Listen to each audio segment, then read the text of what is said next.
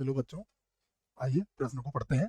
तीन समुच्चय ए comma B और सी इस प्रकार हैं कि ए उप समुच्चय है बी का और बी उप समुच्चय है सी का। तो क्या यह सत्य है कि ए उप समुच्चय होगा सी का? यदि नहीं तो एक उदाहरण दीजिए। तो यहाँ पर हमें यदि असत्य है तो उदाहरण देना है। पहले बच्चों हम प्रश्न के लिए मुख्य अवधारणा लिख लेते हैं। तो प्रश्न के लिए मुख्य अवधारणा,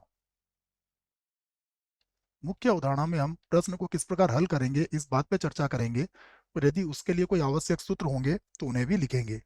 यहाँ पर हम इस बात को कहेंगे कि यदि यदि x जो है वो अवयव है a का तथा x जो है वो अवयव है b का, यदि ऐसा होता है तो a उप समुच्चय होता है किसका? b का। ये याद रखें आप।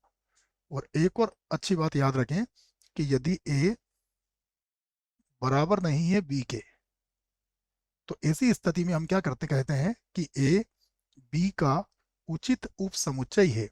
ठीक है, तो ये भी एक प्रकार का उप समुच्चय ही होता है। बस ये होता है कि ए और बी इसमें बराबर नहीं होता है, तो इसे इस प्रकार लिखा जाता है।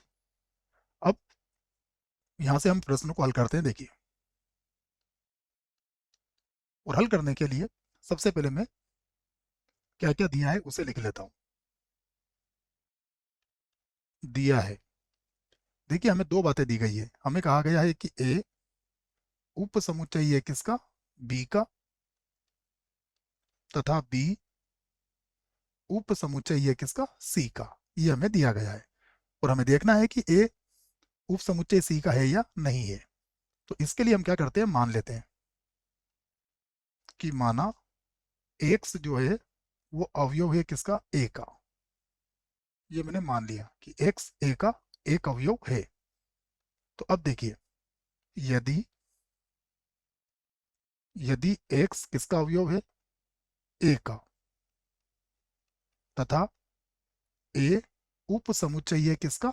b का। तो देखो मैंने परिभाषा में क्या समझाया आपको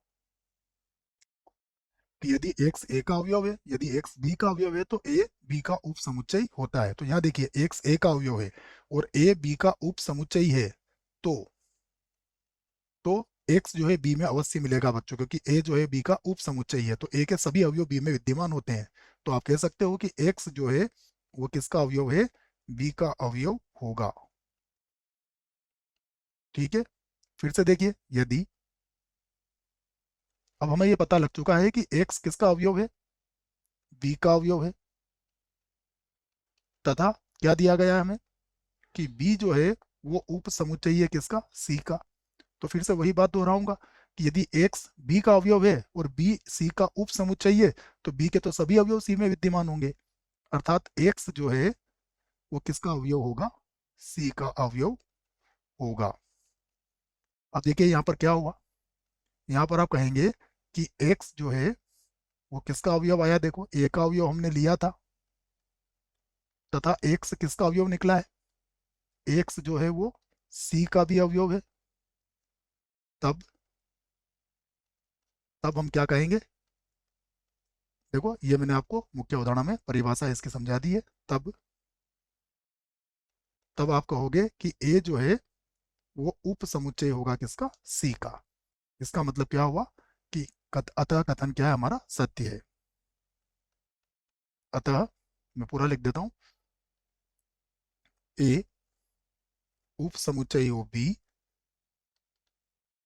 तथा b उप समुच्चय हो c का, तो तो a उप समुच्चय c सत्य होता है, यह सत्य होगा। यही हमें बताना था बच्चों। आशा करता हूं बच्चों प्रश्न का उत्तर अच्छे से समझ में आया होगा। धन्यवाद।